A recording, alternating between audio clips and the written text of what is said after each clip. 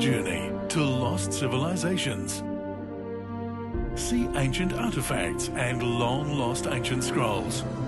The strange writing on this clay brick is known as cuneiform. Now, the script was used for Take the journey of a lifetime and travel to ancient Babylon and the island of Patmos to discover how ancient mysteries reveal the future. A live seminar series.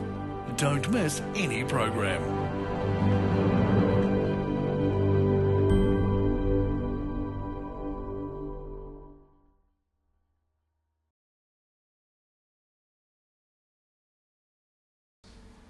So we begin our presentation this evening by taking us on a journey back to the year 332 BC. And the story goes that after Alexander the Great, remember last night we talked about the thighs of bronze. Alexander the Great, after he destroyed the Phoenician city of Tyre, the story goes that he was on his way to Jerusalem to destroy Jerusalem. And the story goes that when Alexander went to Jerusalem to destroy the city, he was met by some Jewish priests. And the Jewish priests basically showed King Alexander a prophecy, a prediction in the old Hebrew scriptures that foretold the rise of the kingdom of Grecia. Have some of you heard this story before? Well, it's a true story. And so what happened was these Jewish priests actually revealed to Daniel this ancient prediction or prophecy that we find in the Hebrew scriptures, and particularly in chapter 8 of the book of Daniel. And so these Jewish priests revealed to King Alexander, hey, did you know that your kingdom was actually predicted by Jehovah God in the Old Testament? So, the story goes when King Alexander read this prophecy and he saw that his nation and himself was actually described in the ancient documents, he actually spared Jerusalem from destroying it. So he didn't destroy it because of this prophecy. So, the question I want to ask this evening is, why did this prophecy change his mind? What was so important about this prophecy that made Alexander say, you know what, I'm not going to destroy this city, and we're going to look at that this evening. But before we do, I want us to take a journey even further back to 2,000 years ago, to a city called Jerusalem. Anyone know what Jerusalem means in the Hebrew tongue? We have a very good audience.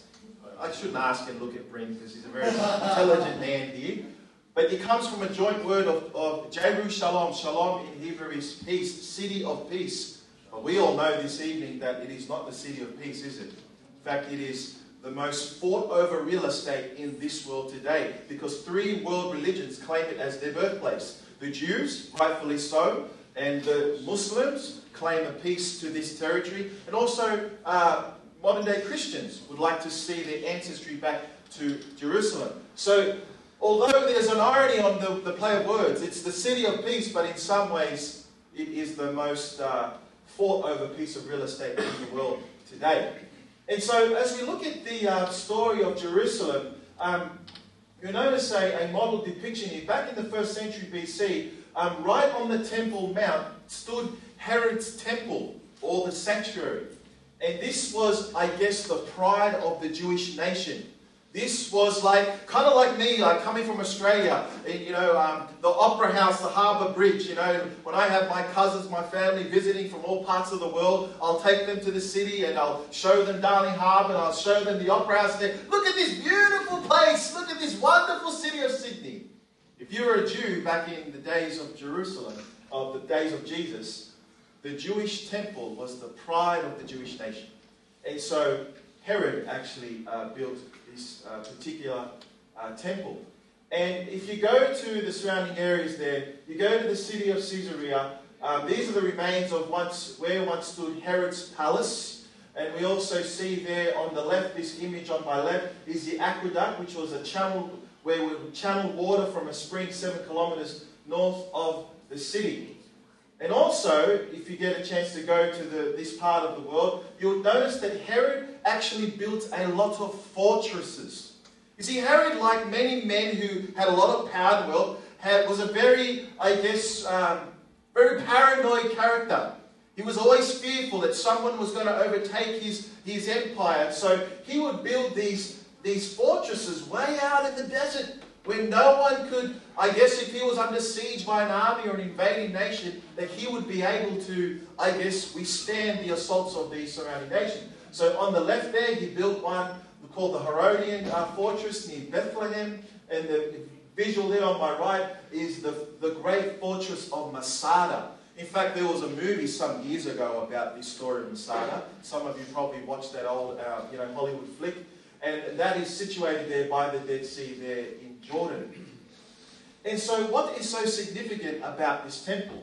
Well, you see, 2,000 years ago, Jesus, with his disciples, was sitting there, and Jesus had disciples, and they would be following Jesus, and they were looking out at this beautiful temple that existed some 2,000 years ago. And as they were looking at the temple, Jesus said these fascinating things. It actually rocked their Jewish minds, because in their minds, this city would stand forever. And so Jesus said these words in the biblical account. Jesus said to them, "Do you not see all these things? Assuredly I say to you, not one stone shall be left here upon another that shall not be thrown down." Now, can I ask you a question this evening? Do you think that the Jews that were living with Jesus, the disciples, do you think they were ready to hear what Jesus had just said? Absolutely not. Jesus was basically shattering their paradigm of their nationalistic ideology. That basically the temple that represented who they were as a nation would be basically destroyed. In fact, Jesus, and the reason why we have this in tonight's presentation, because we're talking about ancient mysteries revealing the future, right? And so what I want to share with you is that Jesus predicted the downfall and the destruction of his very own city.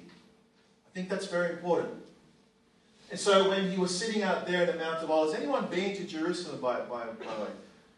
You've been everywhere, haven't you? I named all these countries last night, and my sister here at the front, she said, "Yeah, I've been there, lovely." And so when you go over there, it's a wonderful picture of Jerusalem. As Jesus sat there on the Mount of Olives, the disciples replied with this question. And by the way, what I'm reading on the screen, you can find it right there in your Bible, in the New Testament, in the book of Matthew. You can read it in your own time, but I need to skip along. The disciples asked this question, "Tell us, Jesus, when will these things be?" And so when Jesus begins to outline the response, he basically tells a few things in his response. He has predictions concerning Jerusalem. He also talks about the temple, and he also talks about the Jewish nation. And so I just want to kind of run through the predictions that Jesus spoke when the disciples asked Jesus this question some 2,000 years ago. The first thing that Jesus predicted is that Jerusalem would be surrounded by an embankment or a wall, and it would actually be destroyed. That was what Jesus had predicted. And if you notice what Jesus said in the biblical account, he says here, "Now as he drew near, he saw the city and wept over it." This is Jesus. He's weeping over the city of Jerusalem. Why? Because he goes on to say, "The days will come upon you when your enemies will build an embankment around you." In other words, Jesus is saying there's going to come a time when your city is going to be surrounded by enemies. Surround you and close you in on every side and level you, and your children will within you to the ground. This is a prediction of Jesus. He said that one day this city will be surrounded by a wall, and your children within you, it will level you. Basically, there will be utter destruction. That's what Jesus is predicting. And so as Jesus sat there on the Mount of Olives, and as they overlooked the city of Jerusalem, and they oversaw the beautiful temple there, it was the disciples just had absolutely no clue about what Jesus was predicting. And then if you find back in the biblical account, Jesus says here, "O Jerusalem, Jerusalem." Some of you know these verses. Some of this is the first time. It's great. He says, "Jerusalem, the one who kills the prophets and stones those who are sent to her. How often I wanted to gather your children together as a hen gathers her chicks under her wings. But you were not willing. See, your house," he's talking about the temple, "is left to you desolate. Now, I just want you to just pause and hear the ethos, the passion coming from Jesus. You see, Jesus was, as you'll see in our next presentation, he was the promised Messiah that was supposed to come to the Jewish nation. But they basically rejected him. And so this was like right at the end of Jesus' ministry. And he basically says to them, your house is left you desolate. I've done everything I can to reach you, but you would not let me help you. And so he said, how often I would have loved to gather you as a mother hen gathers her chicks. And so when Jesus leaves this temple, by the way, if you know the biblical story, there's a story when Jesus was 12 years old. And he's in the temple. And he calls the temple, my Father's house. 33 now, when he's 33, when he enters into his ministry, when he leaves the temple, he says, your house. Israel had rejected Jesus as their Messiah. And when Jesus left that temple, he never returned. He said, your house is left to you desolate. And then Jesus goes on in that same chapter, in verse 2, not one stone here will be left on another. Now this is a fascinating prediction. Because when you look at the city of the temple, Jerusalem, you will notice that the stones that were made to build this temple was of immense size. Can you actually see that picture there? How huge these stones were. Some of them were as long as 20 meters, as wide as 2 meters, and thick 3 meters deep. And so these stones were of immense size. And what did Jesus say? There'll be coming a time where this temple will be destroyed. And so what's another prediction that Jesus spoke about the temple? He says, thirdly, that the Jews were to fall by the sword. In other words, the Jews would be destroyed as a people. And so Jesus says in the biblical account in the book of Luke, he says there'll be great distress in the land and wrath against this people, and they will fall by the sword. That's what Jesus predicted. And the story says in the biblical account when Jesus made his way through what many Christians would call the Via Dolorosa, when he made his way through and on his way to Golgotha where he would give his life, we are told there that he said, and a great multitude of the people followed him, and women who also mourned and lamented him. So there was a great procession, people crying, Jesus, why are you giving your life? Jesus, stop hitting him, stop bludgeoning him. But what did Jesus do? Jesus turning to them, he said, daughters of Jerusalem, do not weep for me, but weep for yourselves and for your children. For indeed the days are coming. This is Jesus predicting what would happen.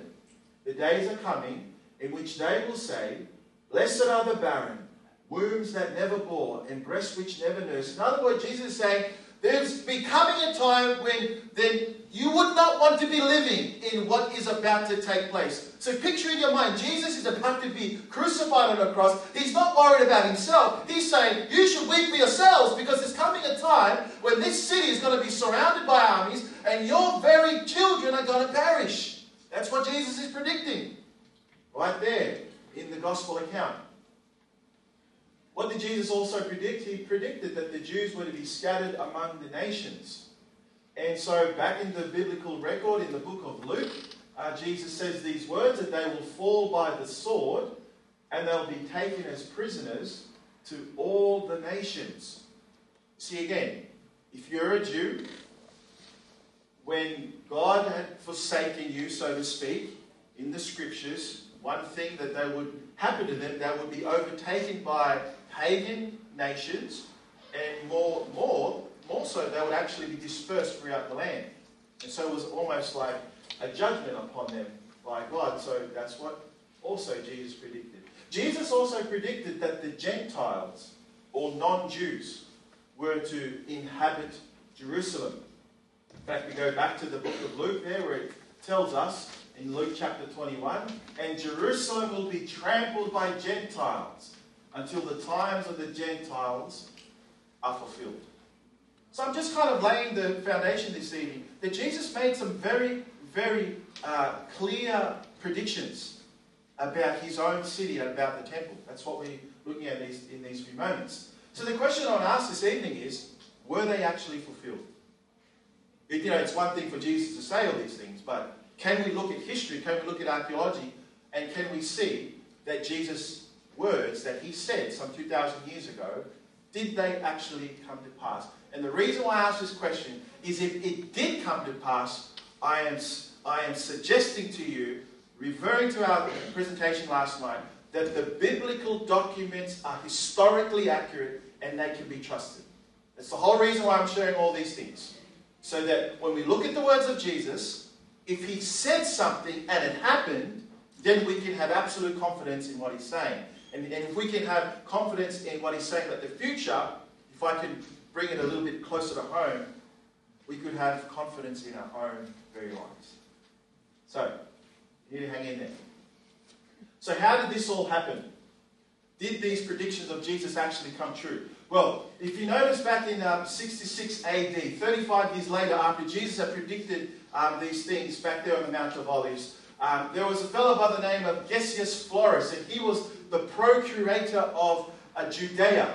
And how the war began between the Jews and the Romans is that Gessius Florus, back in 66 AD, introduced a temple tax. So he was basically taxing the Jewish believers, the priests, to pay money to the Romans.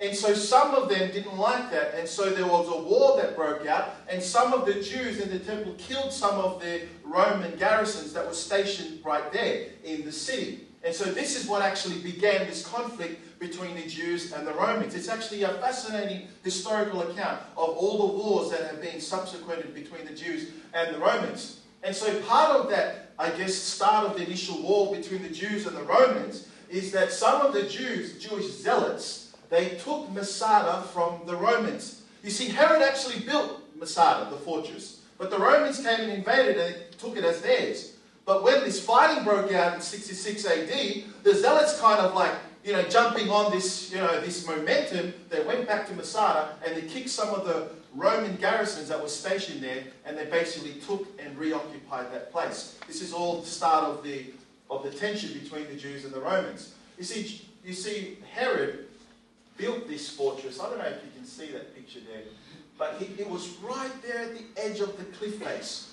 I had the privilege of going there last year in September, and we got to stand there and we got to hear the stories of the fascinating things that transpired in Masada. And so if you can see there in the circle that his fortress was basically built right on the edge of the cliff face. It's not a place to live if you're scared of heights. You wouldn't want to wake up in the morning and kind of look out and just a bit of a 300-400 meter drop. And as you can see, this is another picture, a bird's eye view, I guess, of Herod's of Masada. He had a spectacular view overlooking the Dead Sea. So this is when Masada, where Herod would actually come to when he was, I guess, trying to escape from his enemies. So the story goes that after this revolt took place in 66 AD, Cestius Gallus starts to pick up the campaign and says, you know what, these Jewish, they're just such a problem. We need to get rid of them. So they called Cestius Gallus along, and along with 30,000 soldiers to deal with this revolt. And so Cestius comes along and says, you need to wipe out and exterminate these Jews who are causing problems in our empire. But something spectacular happened right there when Cestius was about to destroy the Jews in Jerusalem. We have to come back to Christ's warning about this prophecy, because Jesus actually said these words. He said, when you shall see Jerusalem surrounded by armies, remember Jesus predicting the city, right? Destroyed. But he actually gives an option for those who are listening of how they can escape the destruction. He says, when you shall see Jerusalem surrounded by armies, then know that it's, what's that next word, friends? Knows that its desolation is near. So Jesus is saying, if you're living in the city of Jerusalem, you're in the temple, and you see these armies surrounding the city, you better know that something's going to happen. Desolation is near. Then listen to what Jesus says. He says, then let them which are in Judea flee to the mountains, and let them which are in the midst of it depart out. And let not them that are in the country region go into it. So Jesus is basically saying, guess what? When you see the city of Jerusalem surrounded by armies, know that the desolation is near. But then he said, if you're in the mountains, flee to the mountains. Let them which are in the midst of it depart out. And so Jesus is basically giving them a prediction. When you see it happen, be careful, something's going to happen. So the question is, how do you flee a city when it is surrounded? How can you flee? Well, Jesus is saying to flee, but how can you flee when they're surrounding the city?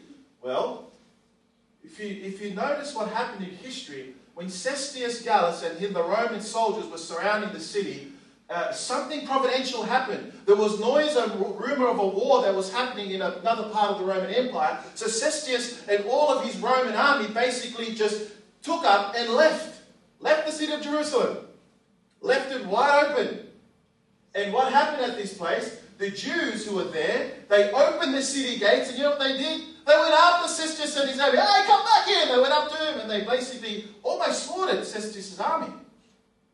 And so as these Jews went out, the Zealots went out to destroy Cestius' army as they're trying to run off to another battle. The Christians who were still in the city of Jerusalem, it was their sign to leave. It's exactly what happened. In fact, the Christians fled to a place called Pella. These are the archaeological remains of where the city of Pella once stood, over there in Jordan. Can you see the prediction? Jesus says, when you see the surrounding, flee. And when the Romans under Cestius left for that minor moment, they came back. It was their opportunity to leave. Then what happened next in the story? Well, after Cestius left, you see, at the time there was an emperor by the name of Nero. And Emperor Nero had died. And so when Emperor Nero died, the next emperor that would take his place was Emperor Vespasian. And so Vespasian was ordered to take up this work of dealing with the Jews. But then Vespasian actually gave the work of dealing with the Jews to his son Titus. And this is where Nero dies, Vespasian becomes emperor, so his son Titus is called to end this in revolt. And what happened? Titus, and you can search this out in history, Titus is known in history as the one who ends up besieging Jerusalem, and in AD 70, the city of Jerusalem is actually destroyed. How did Titus destroy the Jews? Well, he did it through starvation, basically. He starved the Jews to death. And what did he do? And by the way, this is an exact prediction of what Jesus said. And by the way, AD 70, when did Jesus die? It was somewhat 40 years after Jesus' prediction, AD 70. What did Titus do? He built a 5-mile earthen rampart or a wall around Jerusalem. Just as Jesus predicted. He built a wall around the city. In fact, Josephus, the Jewish historian, he says in his records that over 1 million Jews perished in this siege. 1 million Jews. They all perished in this siege. And the Jews suffered terribly. If you read the historical accounts, what Vespasian and what Titus would do is they would destroy all the cities and villages on the way. And so only place where all the people could run to was Jerusalem, and he basically cornered all of the Jews in the city. Surrounded the city, and he said, we'll wait till they come out. And if you read some of the records of what happened in the city, it got so dark and gruesome, they basically turned to cannibalism. The Jews, the women, the parents started eating the flesh of their children. I'm not making this up, because they were so stubborn they would not relinquish to the Romans. They stayed in the city and they basically ate each other to death until finally something dramatic happened. Got to keep going. The Jews' last stand was in the temple. And if you can see this building over here on the right of the picture, this is what we call the Fortress of Antonia. Now, what was that? It was built by the Romans because they understood it was built high enough so they could overlook the temple, because if any revolt or anything bad would happen, it would start in the temple. So it was kind of like they were keeping watch over it. But Titus said to the Romans, I don't want you to destroy the temple because it's a beautiful monument. It's wonderful, it's magnificent. Please do whatever you like, but do not destroy the actual temple. But you know, the Roman soldiers didn't listen. In fact, the Jews and the Romans hated each other. And so the story goes that one of the Roman soldiers threw a firebrand over into the temple and caught alight in the fire. And basically, within a few moments, the whole temple of Jerusalem, the Temple Mount and the temple, was actually burning, and it was set alight. And basically, the whole temple was on fire, destroyed.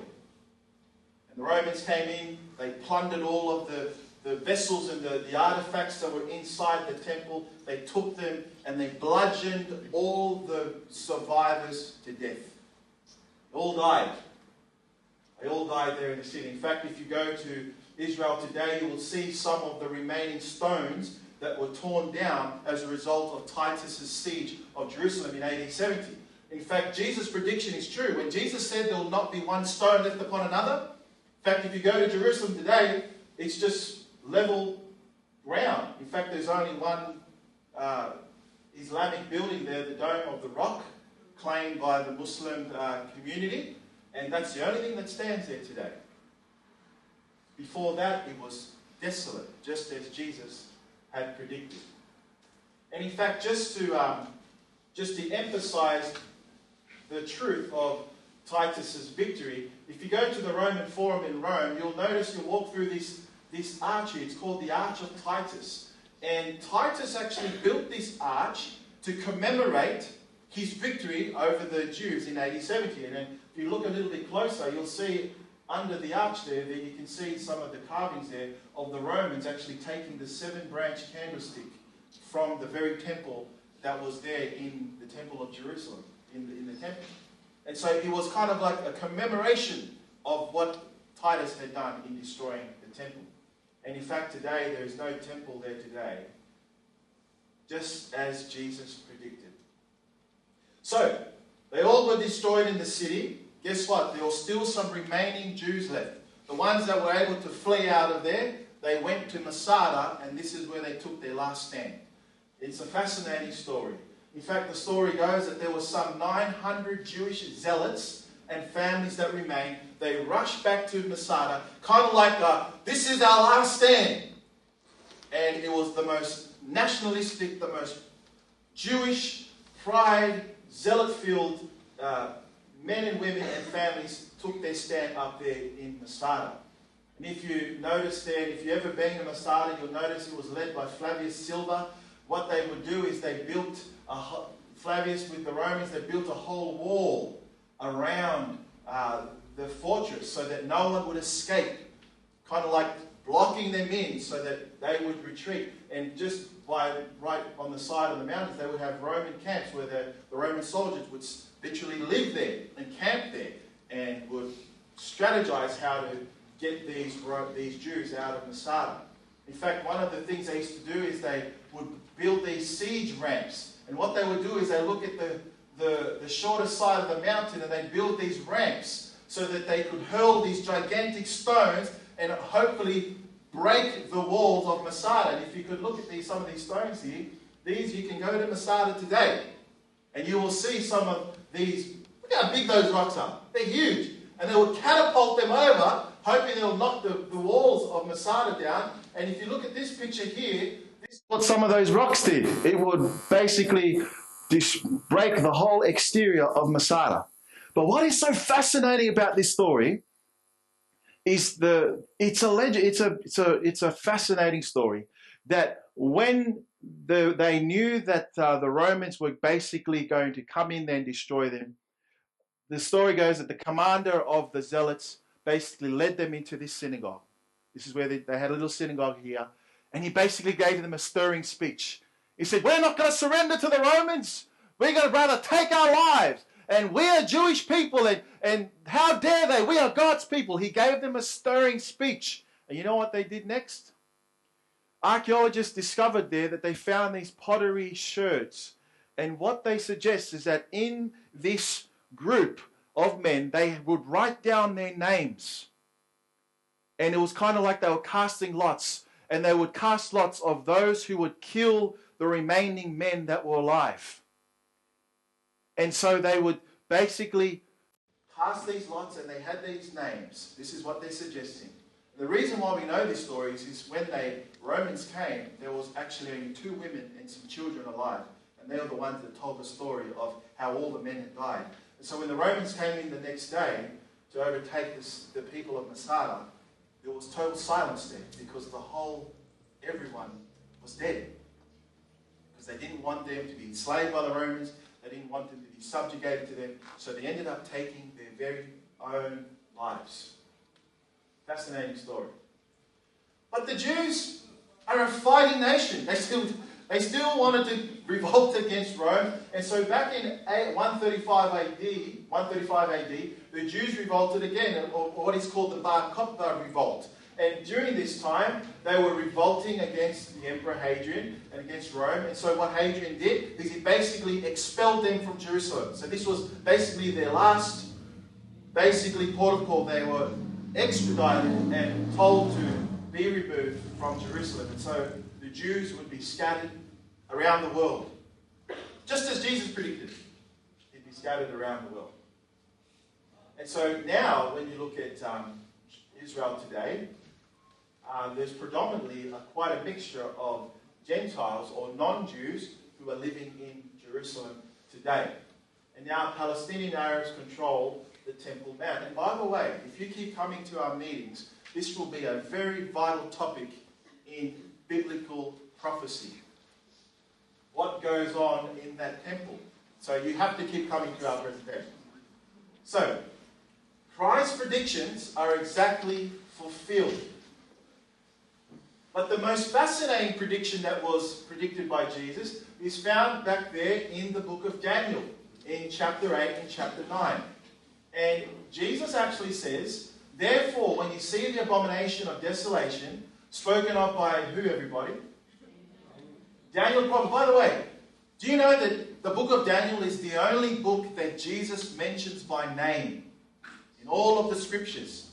He mentions, when you see this happening, spoken by Daniel, whoso readeth, let him understand. And I think if Jesus thought it was important to mention the disciples, I think it's important for us to study it in our day and age. So Jesus says, when you see the abomination of desolation, and we're going to explain that in a moment. I know it sounds like, what on earth is that talking about? We'll explain in a few moments. When you see the abomination of desolation, spoken of by Daniel the prophet, standing in the holy place, whosoever reads, let him understand, then let those who are in Judea flee to the mountains.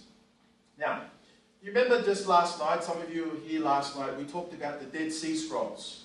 We talked about the fact that they could see that the Dead Sea Scrolls dated to 100 to 200 BC, over 2,100 years old. Well, part of those Dead Sea Scrolls is the ancient prediction. And we see there an ancient prediction in the book of Daniel, chapter 8. And we find there in the book of Daniel a great war between a ram and a goat. And I'll explain what this means in just a moment. So what do we find here? You see Daniel again, and he's receiving a dream. Remember last night we talked about the dream of the statue? Daniel chapter 2. Chapter 8, Daniel is receiving another dream. And God interprets it to him what this dream meant. Daniel chapter 8, verse 20. The ram which you saw, having the 2 horns, they are the kings of who, everybody? Media and Persia. So basically the story is Daniel sees a vision of a ram and a goat, and they basically butt heads, and one destroys the other. And Daniel is being explained the dream. He says, that ram which you saw, that's Medo-Persia. And then the vision continues. And the male goat is the kingdom of who, everybody? Greece. This is the prophecy that the priest showed Alexander.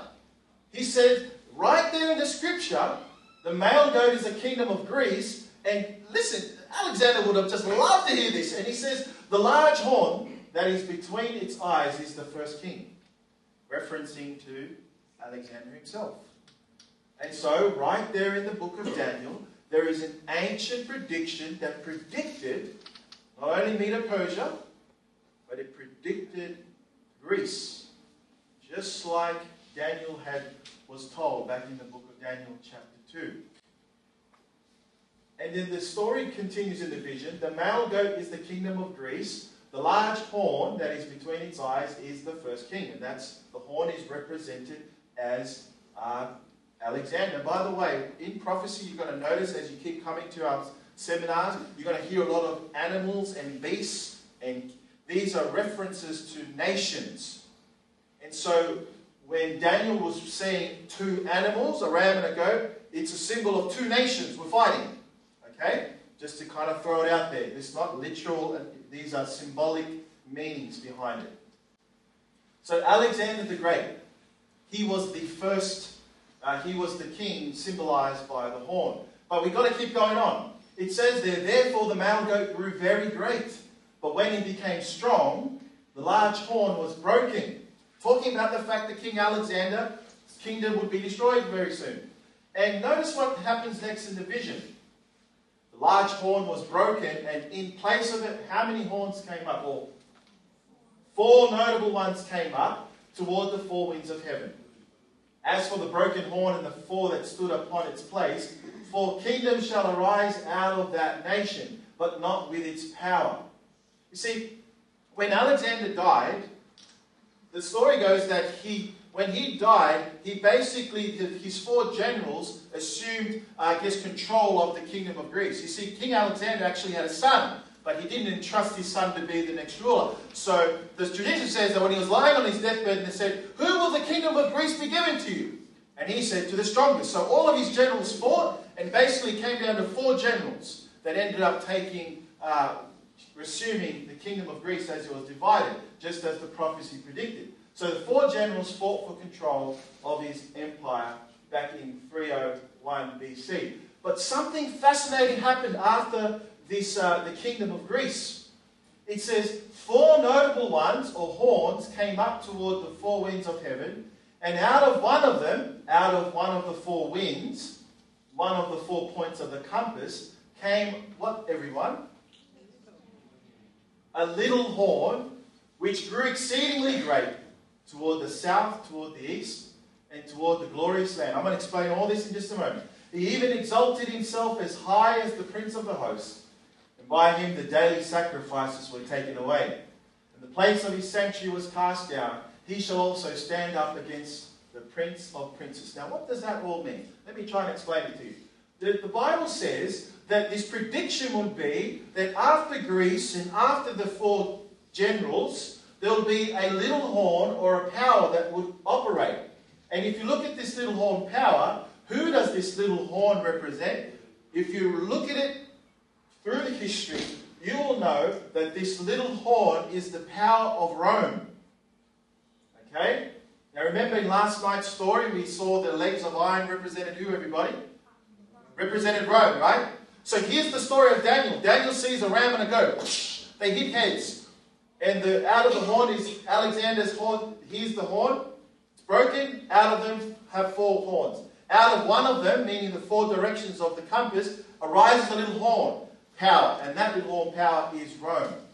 Now, if you look at and notice the actions of the little horn, this is why we can say, without a doubt, that the little horn power in Daniel chapter 8 is a symbol for Rome. And here's why.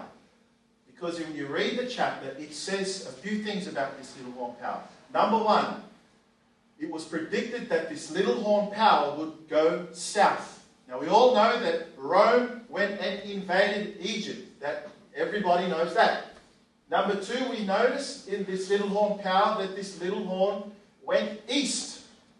Or in other words, it went to Mesopotamia. We also know about this little horn that it went to Israel, or as it says in the prophecy, the glorious land. That's what the symbolism means. It would go to Israel. And so we notice there that it would go to Israel as well. But number 4 here, it actually says it will be greater than Greece, because it actually says this little horn will be exceedingly great. That's what the Bible actually predicted about this little horn power. But the last one I think is fascinating. And again, in our future lectures, we're going to go into details when we talk about the mark of the beast. We talk about these power in the end time.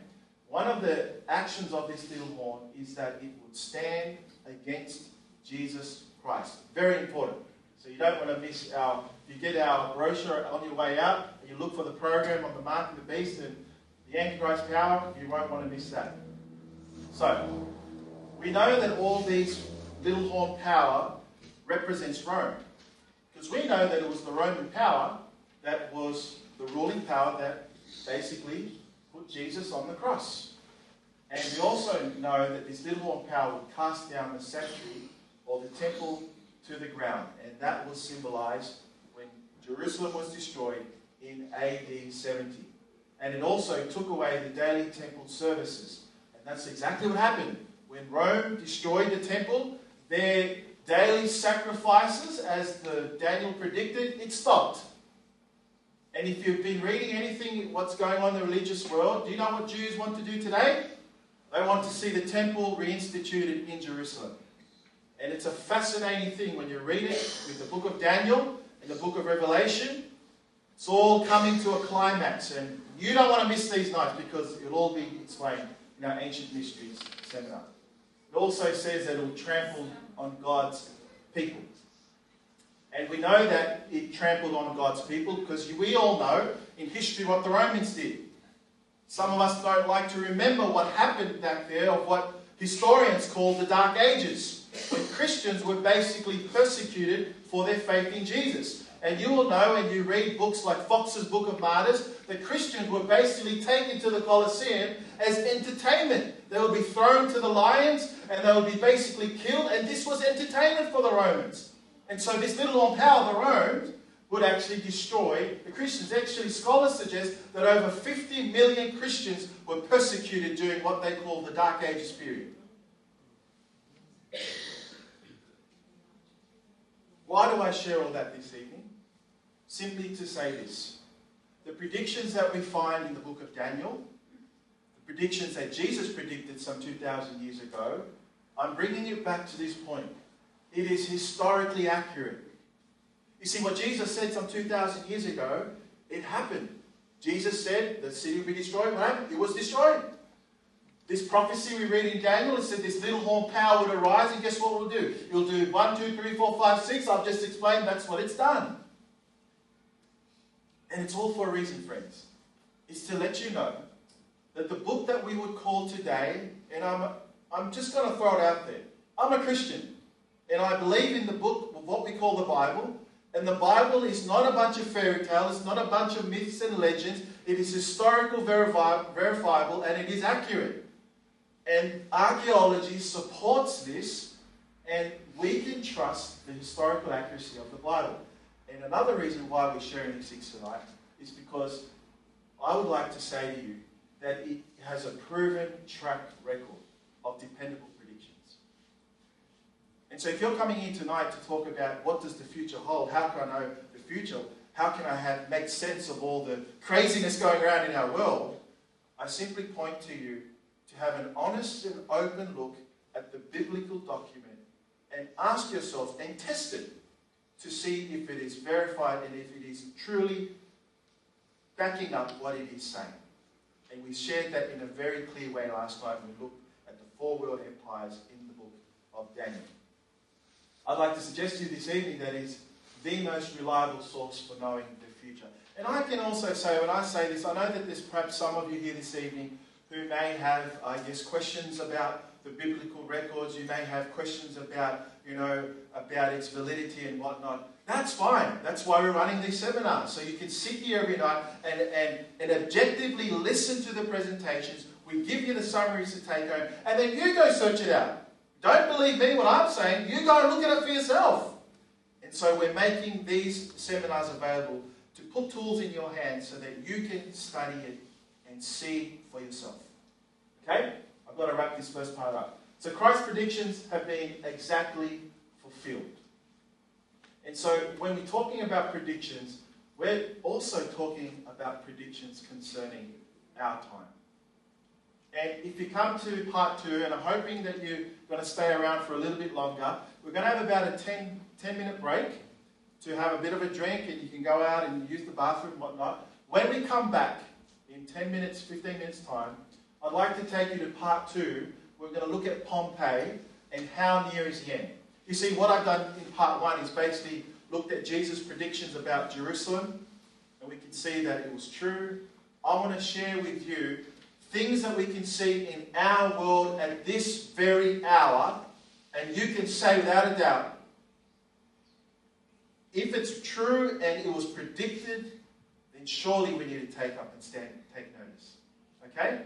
So, I invite you this time to stand up, walk out, have a drink outside, and in about 10 minutes, please make your way back and we'll jump straight into the second presentation.